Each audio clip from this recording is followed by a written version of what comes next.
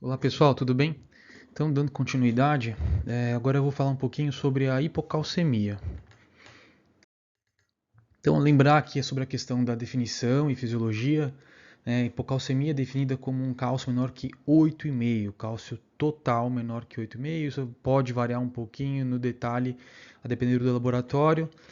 Também pode ser utilizado o cálcio iônico, com um valor menor que 4,65 mg por decilitro, ou eventualmente também o cálcio iônico aferido em milimol por litro, com um valor menor que 1,16. Lembrar daquilo que eu já comentei na aula de hipercalcemia, da interação do cálcio com a albumina, da importância dessa dinâmica e da correção do valor do cálcio total pelo valor da albumina. Tá? Então, existe essa fórmula de fazer, existem várias na literatura, algumas bem antigas. Então, você pode usar o cálcio corrigido, é igual ao cálcio total, mais 0,8 vezes 4 menos a albumina.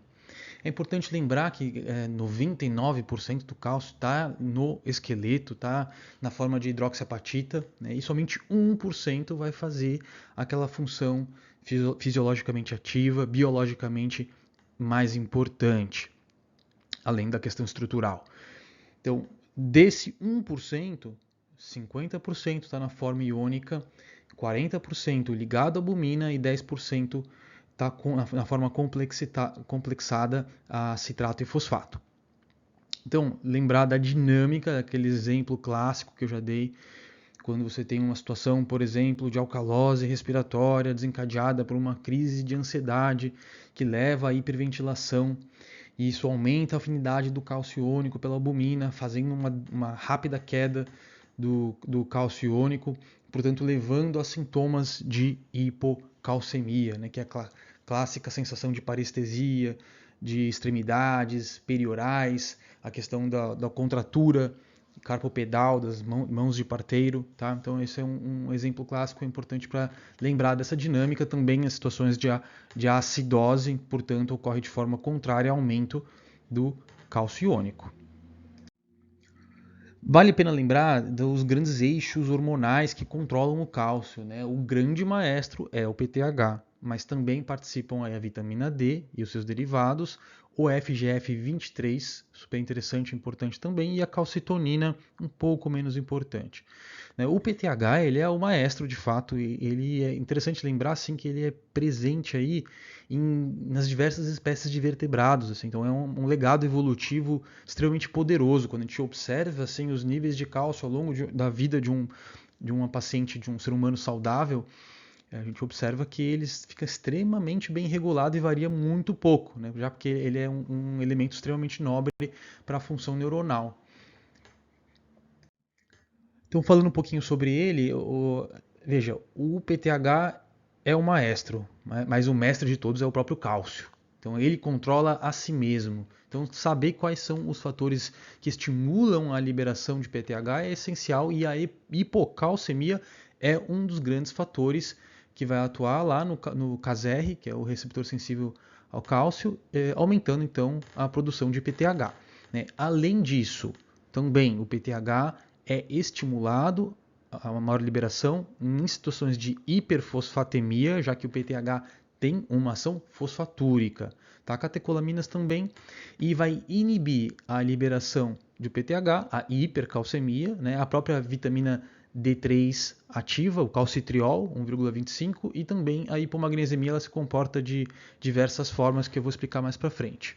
O PTH ele é uma molécula de 84 aminoácidos, né, e ele depois vai ser quebrado em fragmentos menores, aminoterminais e carboxiterminais pelo fígado.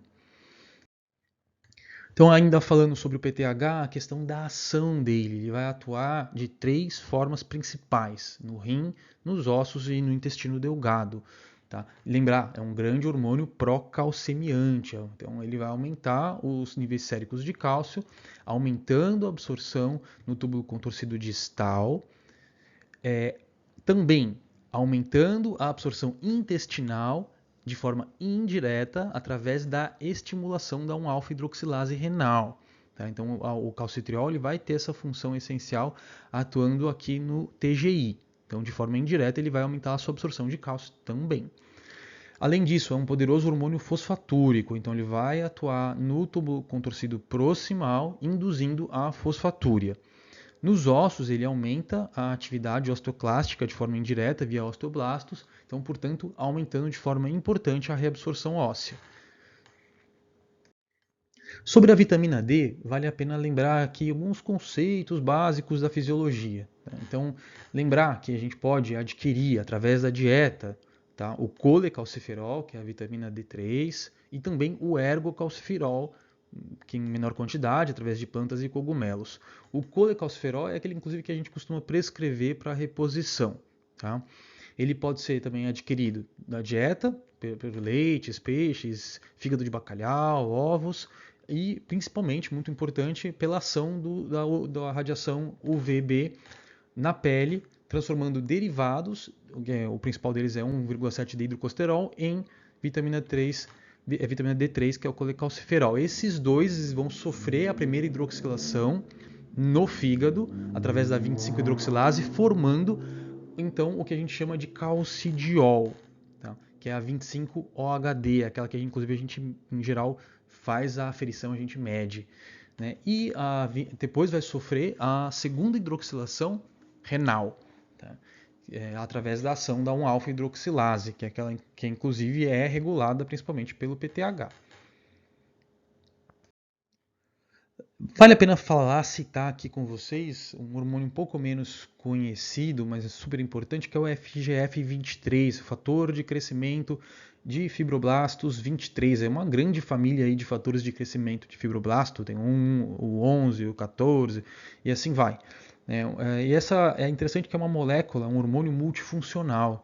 Ele é produzido pelos osteócitos e também pelos osteoblastos, tem um efeito fosfatúrico, acho que esse é o principal ponto a se lembrar, mas ele é multifuncional, como eu comentei. Então ele vai atuar no rim, tá? Juntamente com uma substância que chama cloto, bem interessante. Né? Então, reduzindo a reabsorção e, portanto, fazendo fosfatúria. Tá? Ele inibe, tem efeitos assim, às vezes meio antagônicos ao PTH, é uma forma de pensar a respeito também. Tá? Inibe a formação de calcitriol, né? Então, por inibição da 1-alfa-hidroxilase, que eu já comentei com vocês, né? Ele reduz a produção de PTH lá na paratireoide, ele aumenta a degradação da vitamina D, da 25-HD, e inibe a mineralização óssea. Tá? E aí, assim, tem outros efeitos interessantes, que são fontes de discussão em artigos. Ele aumenta a densidade sináptica, né, sobretudo em hipocampo, é bem interessante. Tem ação imune, né, está altamente relacionado à sobrecarga ventricular, né, e parece ser um fator de pior prognóstico, sobretudo nos pacientes com doença renal crônica. Tem efeitos pró-inflamatórios em pulmão, aumenta entreleucinas, né, então bem interessante. Lembrar, FGF 23 em excesso, tá? Ele causa o quê? É um hormônio fosfatúrico, portanto vai causar hipofosfatemia e déficit de vitamina D. A deficiência do FGF23 causa hiperfosfatemia e excesso de vitamina D, né? Portanto, o oposto, e consequentemente a gente tem aqui um pouco de calcificação tecidual também. E aí a calcitonina, né? Ela é na verdade a menos importante, a menos poderosa desses hormônios, certo? Dessa tríade hormonal que eu estou comentando. Produzida pelas células C parafoliculares da tireoide, né? São derivadas da crista neural. A calcitonina é um hormônio antagônico ao PTH, então ele induz a hipocalcemia, então é liberada em situações onde o cálcio está mais alto, sobretudo em situações agudas. Ela não vai conseguir segurar a onda, entre aspas, quando o cálcio é extremamente elevado e de forma crônica também. Tá? Ela não consegue exercer a função dela. Então, mas tem a capacidade de reduzir os níveis de cálcio, também em fosfato, inibindo a reabsorção óssea. Né? Reduz a absorção intestinal, aumenta a excreção renal também. Tem algumas aplicabilidades clínicas que eu já comentei na aula de hipercalcemia. Né? Então, nos casos de hipercalcemia grave, cálcio total acima de 14 ou paciente muito sintomático, então a calcitonina ela é bem-vinda. Lembrar que ela tem uma taquifilaxia, uma resistência que se desenvolve muito rápido, em 24 a 48 horas, então ela vai te ajudar a segurar a hipercalcemia enquanto o bifosfonato não ainda exerceu o seu efeito. Também poderia ser usada na osteoporose, na dorose e na doença de Paget, só para citar. E aí, falando agora um pouquinho sobre as etiologias e a classificação. Então a gente já começa abordando, dividindo em dois grandes braços. E de novo, assim como era lá na hipercalcemia, aqui na hipocalcemia, o grande divisor de águas é o PTH. A gente vai dividir nas causas com PTH alto e PTH baixo e PTH alto. Então, as causas com PTH baixo, né? O hipoparatiroidismo, de longe, iatrogênico. Às vezes autoimune, o resto é raridade. Eu vou citar, trazer aqui para vocês, pincelar alguns conceitos para poder expandir o conhecimento. Mas se o seu objetivo é mais prático, tá? Não é tanto para prestar prova, veja, pós-cirúrgico e lembrar que existe o autoimune. Tá? E aí depois aquela outra entidade que eu também comentei na aula de hipercalcemia, né? Que é o hiperparasecundário. Então a gente tem um aumento do PTH porque o cálcio ou a vitamina D estão baixos. Então, para começar aqui a esmiuçar com vocês, então veja, hipocalcemia com PTH baixo. Até que se prova o contrário, a gente está diante de um hipoparatireoidismo. Como é que você vai observar isso do ponto de vista laboratorial? PTH está baixo, em geral menor que 30, o cálcio está baixo, tá? Porque o PTH não está exercendo a sua função pró-calcemiante, então ele está menor que 8,5 do total, e ele não está exercendo também o seu efeito fosfatúrico. Então, portanto, você vai observar um fósforo alto. Esse é o perfil clássico. Super importante, pós-cirúrgico, para tireoidectomia total, para tireoidectomia, algum esvaziamento cervical radical por conta de uma neoplasia. Né? Autoimune, pode ser isolado ou associado a SPAT1, que eu vou citar com vocês.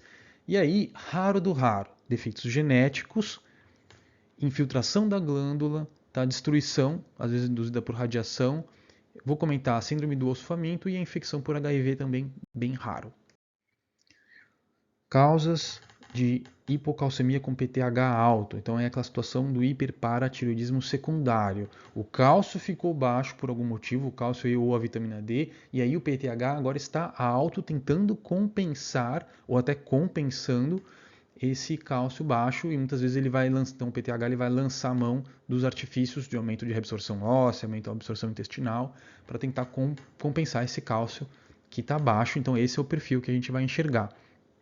E veja, aqui o PTH está alto, portanto ele vai estar exercendo um efeito fosfatúrico, reduzindo a fosfatemia. Isso pode ser ocasionado por deficiência de vitamina D ou resistência, são várias situações que se enquadram aqui, super interessante. A resistência ao PTH, também por mutação, pelo pseudo-hipoparatiroidismo, que é bem interessante, uma entidade heterogênea genética, e também a hipomagnesemia. Que o magnésio ele vai então interferir no metabolismo do cálcio e interagir e causar diversos tipos de perfil de PTH. Ele pode, como eu vou comentar, pode ser baixo, normal ou alto.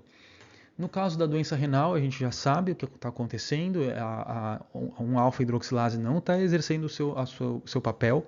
Tá?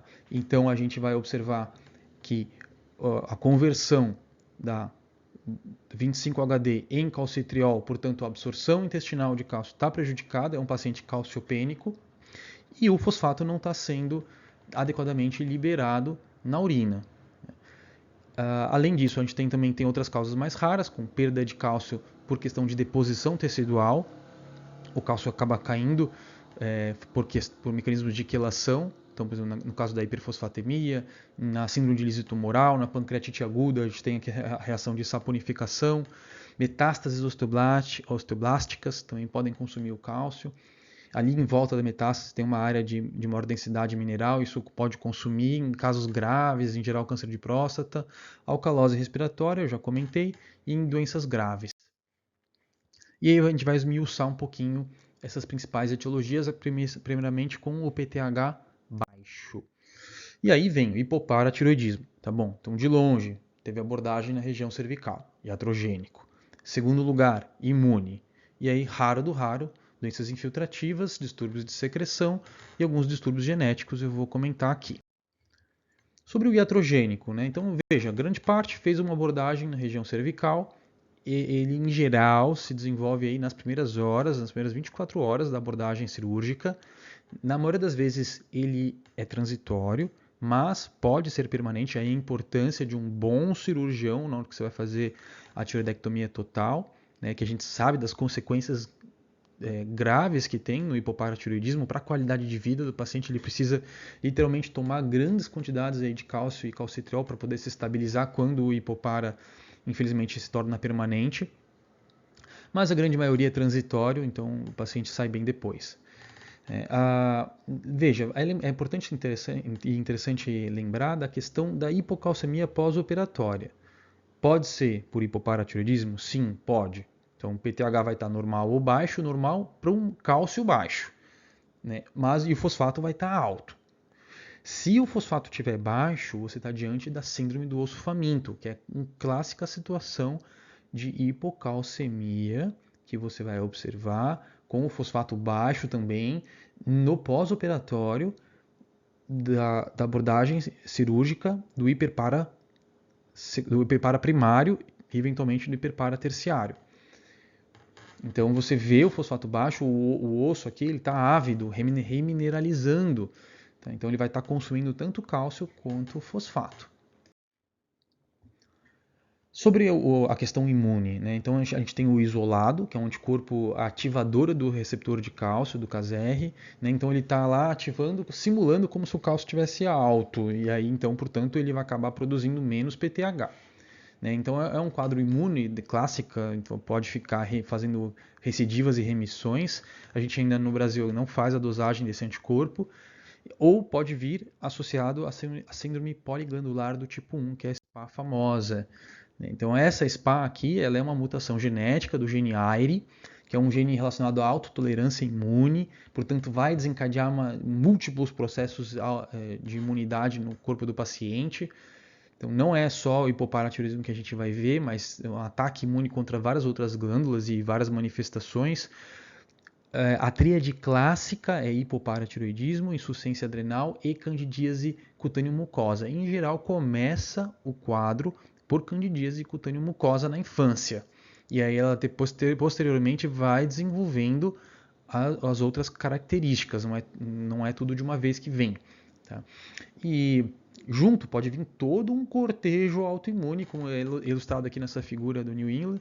A gente pode ter doenças imunes outras tiroidianas, diabetes tipo 1, anemia perniciosa, hepatite autoimune crônica, né, síndromes de má absorção, tá bom? Então é uma doença bastante interessante e com múltiplas manifestações. Sobre a questão da infiltração granulomatosa, então bem mais raro, tá? Amiloidose, sarcoidose, doença de Wilson, hemocromatose, tem relatos aí de talassemia e metástases também invadindo. Lembrar que o HIV é uma causa rara e pode estar relacionada também. E aí vale a pena citar aqui com vocês sobre os distúrbios de secreção do PTH. Tá? Pode ser uma questão genética, que é o hipoparatiroidismo autossômico dominante, que eu não vou me aprofundar, mas tem a questão do magnésio. Então veja só que interessante. Tá? O magnésio, quando ele está um pouquinho baixo, ele pode estimular o PTH. Então esse é um perfil. O PTH fica mais alto por conta do magnésio. Mas quando existe uma depressão celular grave, muito baixo, em geral menor que 0,8, você tem uma disfunção do KZR. Tá? Então isso aí, veja, porque o magnésio ele é um cofator. Tá? Então você vai acabar produzindo menos PTH. Certo? Além disso, o magnésio baixo ele também pode induzir não só menos produção de PTH, como também resistência lá no receptor. Então a gente observa que o PTH ele não consegue exercer a sua função porque ele vai atuar como cofator aqui no receptor também. Tem várias causas de hipomagnesemia, não vou me estender muito. Então, doenças crônicas, etilismo, desnutrição, diabetes, tá? Má absorção, vários fármacos, um paciente crítico, ele recebendo, por exemplo, anfotericina, antibióticos, aminoglicosídeos, tá? Ciclosporina e diuréticos como, por exemplo, furosemida. E é interessante, olha só, uma hipermagnesemia em geral raro, né? Uma hipermagnesemia grave, ela também, assim como a hipo, pode suprimir a produção do PTH. Então, em geral, quando está tendo sulfatação de gestante, por exemplo, pode acontecer isso. E aí, finalmente, os distúrbios genéticos, tá bom? São por baixo aí cerca de 10 grandes entidades clássicas. Eu não vou citar todas. Síndrome HDR, síndrome HRD, são distúrbios mitocondriais, alguns deles chamam, como por exemplo a síndrome de Kearns-Sayre, hipoparaisoada familiar. O que eu quero que vocês lembrem da síndrome de George? Essa vale a pena, porque é famosa, é uma das principais causas aí na infância, também chamada de síndrome velocardiofacial ou CAT22. Então, que é um acrônimo, né? Então você tem efeitos cardíacos, anormalidades faciais, hipoplasia do timo, com doenças predispondo a infecções, né? Quando é aplasia completa, palato-gengiva, hipocalcemia e a causa é uma microdeleção no cromossomo 22. E aí agora a gente vai adentrar nas etiologias com PTH alto, para secundário. Então, só passando aqui inicialmente um resumo. Então, deficiências vitamínicas da vitamina D, super importante, eventualmente deficiência de cálcio, mais raramente. Resistência à ação do PTH, doença renal crônica, nos casos de deposição vascular ou extravascular, em doenças graves, paciente crítico e na hipomagnesemia. Então, dando continuidade, veja, hiperparatiroidismo secundário por deficiência ou resistência da vitamina D. Quase que falando de forma meio coloquial, veja, se você tem deficiência da vitamina D é porque você não come, porque você não absorve, porque você não se expõe ao sol de forma adequada, porque existe uma metabolização muito rápida por algum motivo da vitamina e dos seus derivados, ou porque você não faz a primeira hidroxilação hepática, porque você não faz a segunda hidroxilação hepática, ou ainda porque tem resistência nos tecidos. Então veja, se por algum motivo tem uma deficiência nutricional, não ingere ali o colecalciferol, o ergocalciferol, uma síndrome de má absorção. A falta de exposição solar atualmente é super importante, então você não vai transformar os derivados 7-hidrocolesterol em colecalciferol. Por algum motivo existe uma metabolização muito rápida, sobretudo hepática, uma indução no caso de uso de anticonvulsivantes e rifampicina. Uma questão de disfunção hepática avançada, então na cirrose, uso de isoniazida também, então você não faz a 25 hidroxilação adequada, e também o clássico, a disfunção renal, onde você não tem uma ação adequada da 1-alfa-hidroxilase, ou uma mutação no caso dessa enzima, que causaria então o raquitismo dependente de vitamina D do tipo 1A. Do tipo 1B é porque você não faz a 25 hidroxilação de forma adequada. E finalmente a questão da resistência aos tecidos, que é o mais raro ainda, que é o raquitismo dependente de vitamina D do tipo 2, ou uso de ferentoína também. Só para citar, né? Então veja, hipocalcemia com PTH alto em situações de resistência ao PTH. Certo? A entidade nosológica clássica aqui é o pseudo-hipoparatiroidismo. Existem outras situações, como na hipomagnesemia, podendo causar resistência, que eu já comentei. Situações mais raras ainda, você tem uma mutação herdada tanto do pai como da mãe, causando essa condroplasia letal. Em geral, já nasce em óbito, tá? Já nasce em óbito. E uso de alguns fármacos, como bifosfonato, tudo causa resistência ao PTH. Sobre o pseudo-hipoparatiroidismo, essa é uma patologia bastante interessante. Então, existe uma resistência, de fato, ao PTH. Por quê? Você tem uma mutação genética desse gene, o GNAS1, sendo, neste caso aqui, do pseudo-hipoparatiroidismo do tipo 1A, sendo herdada da mãe. Isso é super importante, esse entendimento. Você tem resistência porque é uma questão pós-receptor. Então, esse é um receptor acoplado à proteína G, e aí você tem um problema aqui na subunidade alfa, portanto, o sinal, você tem uma perda de sinal pós-receptor que funciona menos. Então, você tem uma diminuição da atividade da proteína da GS-alfa. Tá? E isso aí vai levar a resistência ao PTH e um quadro bastante florido, e que se manifesta com um quadro laboratorial e estigmas clínicos de uma síndrome que é a osteodistrofia hereditária de Albright. Então, que se apresentam com paciente com baixa estatura, faces arredondadas, pescoço curto, braquidactilia e também calcificações de subcutâneo. Esse é um quadro clínico clássico. E ao quadro laboratorial você vai ver hipocalcemia e hiperfosfatemia. É como se tivesse então, um PTH baixo. Então, por isso que é o pseudo-hipopara. Então, veja, só que aqui quando você vai olhar, o PTH está alto. Você fala, opa, por que o PTH está alto? Né? O PTH está alto e eu deveria ter o que aqui, se ele está alto? Um fosfato baixo. Né? Mas você está vendo, e um cálcio alto. Só que, ou pelo menos normal. E aqui você está vendo o quê? Um cálcio baixo com um fosfato alto, portanto mostrando que existe resistência ao PTH. Isso pode vir com outras resistências hormonais, porque a proteína G está acoplada e serve como substrato ali do pós-receptor de vários outros hormônios, como TSH, LH, FSH, então é um quadro bem florido.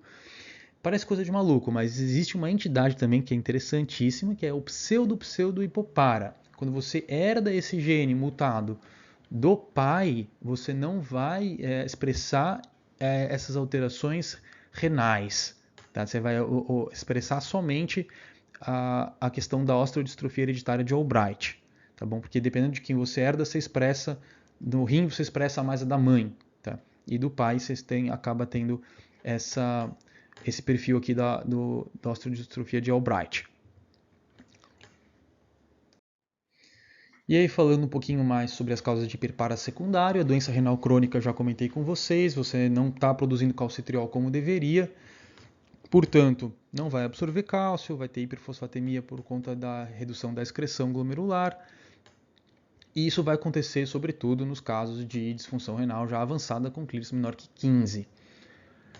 Situações onde você tem deposição extravascular, né, deposição tecidual, situações onde o fosfato aumenta muito rápido, isso faz quelação do cálcio, na DRC, na lesão renal aguda, rabdomiólise, também é descrito, nas metástases osteoblásticas, então você tem maior deposição de cálcio nessa situação e o PTH aumenta. Na pancreatite aguda isso pode acontecer por uma questão de formação de sabões de cálcio, né, de saponificação.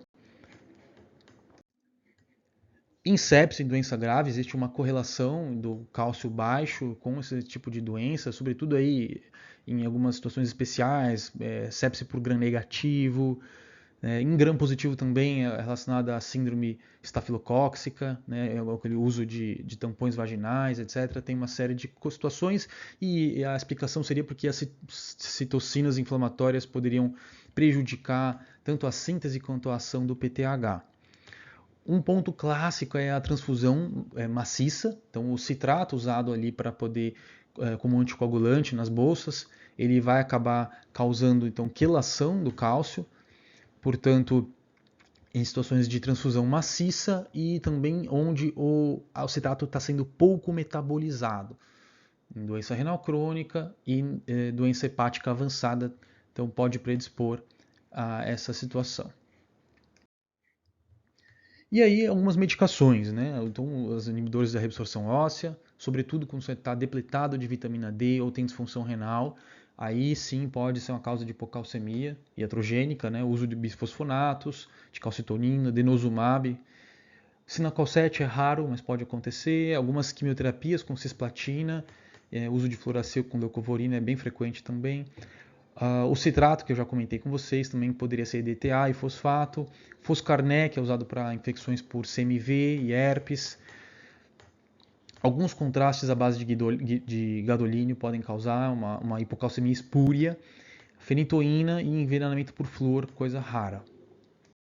E aí, finalmente, essa tabela aqui que te ajuda a entender como vai se comportar o PTH, os diversos eletrólitos e os derivados da vitamina D nos diferentes diagnósticos diferenciais, nos diversos diagnósticos diferenciais.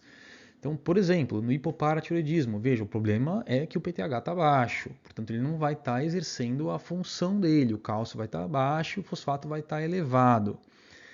Você também pode acontecer de uma forma bastante similar em situações raras, quando você tem mutação ativadora do sensor de cálcio, que eu já comentei, e o PTH vai estar baixo também e o perfil vai ser exatamente o mesmo. Na disfunção renal, é super interessante observar. Veja, você não tem ainda o PTH quando você está abordando o paciente. Você vai ver o quê? o cálcio baixo, o fosfato elevado. Aqui, o fosfato está elevado porque você tem déficit de filtração, déficit de função renal. Então, aqui sim você vai ter um PTH elevado, né? Mas você vai ver só isso pela sua creatinina, ela já vai te ajudar a diferenciar. Na hipomagnesemia, ele pode se apresentar de diversas formas diferentes, o PTH, né? Mas o padrão aqui é um cálcio baixo com fosfato normal. E na resistência ao PTH, também super interessante observar, o cálcio vai estar baixo, o fosfato vai estar elevado com PTH elevado. Então, observando essa tabela aqui com calma, você consegue entender o comportamento nas diversas situações clínicas. E a deficiência de vitamina D, que é o IP parasecundário. O PTH vai estar elevado, o cálcio vai estar normal ou baixo, o fosfato, o PTH está funcionando, então o fosfato tende a estar mais baixo, né? E aí você vai ter uma deficiência do metabólito que vai chegar para você depois na sua avaliação. E aí, finalmente, o quadro clínico. Sobre o quadro clínico, o clássico, né? Então é a questão da irritabilidade neuromuscular. Isso vai se traduzir por uma ampla gama aí de manifestações clínicas. Não se esqueça, lembre principalmente do Chevostec e do Trousseau, então o Chevostec da percussão, dígito percussão aqui anterior ao tragus, do trajeto do nervo facial, e você tem pequenas contraturas ou às vezes até uma contratura grande de toda a hemiface. O Trousseau, que você vai, muitas vezes a gente insufla um manguito acima da PAS, 20 milímetros aí acima da PAS, por 3 minutos, e você observa a contratura da mão. Isso pode às vezes ser até espontâneo em casos graves. Parestesias é super comum, né? Tetania, raro, né? Convulsões pode desencadear, câimbras musculares, mialgia, fraqueza, né? Polimiosite, espasmo laríngeo e broncoespasmo como um espectro de gravidade bem alto.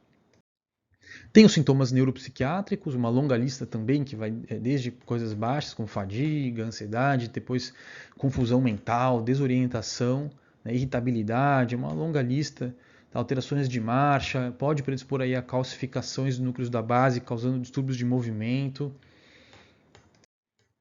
E as mudanças também ectodérmicas, então pele seca, né, alteração dos fâneros de unhas, dentes, pele, cabelos, então isso tudo pode acontecer. É importante guardar também as alterações cardíacas, sobretudo a questão do alargamento do QT, sobretudo as custas de ST e não de onda T, como é o mais comum. A insuficiência cardíaca, existe uma correlação também, tá? Algumas cardiomiopatia. E aí, finalmente, o tratamento. Em situações de gravidade, com cálcio menor que 7 a 7,5, e, sobretudo, diante de sintomas de gravidade, como crise convulsiva, espasmo laríngeo, espasmo brônquico, rebaixamento do nível de consciência, com cálcio menor que 7, você precisa atuar de forma mais agressiva, ofertando para o paciente cálcio endovenoso. Outro parâmetro importante é a questão do QT longo, certo? Então, veja, gluconato de cálcio é a formulação que a gente mais usa, a ampola de 10% é a que mais frequentemente a gente encontra. A ampola em geral tem 10 ml com 90 mg de cálcio elementar, que equivale a 1 grama de gluconato de cálcio. A diluição clássica é uma ampola, ou seja, 1 grama, 1 a 2 em 100 a 200 de soro glico, feito em 10 a 20 minutos. O gluconato de cálcio não pode ser feito em bolos, porque pode levar, inclusive, a parada cardíaca, então cuidado com essa situação, respeite o tempo de infusão de 10 a 20 minutos. E em casos de hipocalcemia grave, a gente vai instaurar a bomba de infusão contínua de cálcio. Como é que monta essa bomba? São 11 ampolas, portanto 11 gramas de gluconato de cálcio, que dá 990 miligramas de cálcio elementar para formar 1 litro. Portanto, em 890 ml de soro glico, ou poderia ser também salina fisiológica. A dose média é de meio a 1 mg por quilo-hora, em mais ou menos 50 a 100 ml hora na média, e você vai acompanhar o cálcio do seu paciente pelo menos aí de 6 em 6 horas. Isso aqui é uma forma de você manejar a bomba. Então, cálcio, veio acima de 8,5, está ficando bom, eu vou reduzir a infusão pela metade. Se tiver abaixo de 15 ml hora, você já pode suspender. Entre 7,5 e 8,5, manter a infusão. Tá? E se tiver em menor que 7,5, você vai aumentar até a dose de 1 mg por quilo por hora. Lembrar que esses casos graves, você precisa, sobretudo no caso de hipopara, você já precisa, já junto com a bomba, se o paciente tiver condições de medicação oral, introduzir a sua terapia com cálcio e calcitriol, que é o padrão. Na fase aguda pode ser necessário altas doses, tanto de cálcio como calcitriol, então de 1 a 4 gramas aí na média, por exemplo, cada comprimido clássico aí de cálcio, carbonato de cálcio, tem 500 miligramas de cálcio elementar. Então, por exemplo, 2 comprimidos de manhã, à tarde e à noite. E juntamente com o calcitriol, ele em geral é de 0,25 micrograma ao comprimido e a gente dá uma dose média de 0,5 a 2 mcg por dia. Muitos pacientes precisam dessa quantidade aqui. Dose inicial, 2 também, 2, tá? De manhã, à tarde e à noite. Para o paciente crônico, então, aqui não há necessidade de fazer a infusão endovenosa, a gente vai usar doses mais baixas de cálcio e calcitriol. Então, carbonato de cálcio, comprimidinho de 500, 2 de manhã, 2 à noite, uma dose média, tá? E um comprimido de calcitriol cedo e noite. No acompanhamento crônico, precisa ficar atento a alguns pontos. Um deles é a hipercalciúria, que é deletéria, né? Pode predispor aí a disfunção renal, a formação de cálculos. Então, em geral, quando está acima de 250 a 300 miligramas de calciúria em 24 horas, você introduz a hidroclorotiazida ou algum tiazídico para poder fazer um ajuste fino e um controle dessa hipercalciúria. Lembrar que a sua meta no hipopara, em geral, é um cálcio lá no limite inferior, ou no limite inferior da normalidade, ou até um pouquinho baixo, um cálcio total de 8 a 8,5. Existe a possibilidade de usar o PTH, mas essa é uma situação que a gente ainda... a primeira escolha é não dar o hormônio, tá? Mas isso tem impacto sim na qualidade de vida do paciente, sabe-se disso. Mas essas são medicações que ainda não são de primeira linha, né? O custo é altíssimo e existe ainda um pouco de preocupação do uso dessa medicação a longo prazo. Então, existe um risco teórico de osteosarcoma. Você então vai guardar essa ferramenta aqui para situações onde você está tendo uma hipercalciúria muito importante, não está conseguindo controlar mesmo com as suas metas adequadas, o paciente não está tendo que usar doses absurdas às vezes de cálcio e calcitriol, então você vai lançar mão do Natpara, que a dose seria de 25 a 100 microgramas por dia subcutâneo. E por hoje é só, muito obrigado pessoal, forte abraço.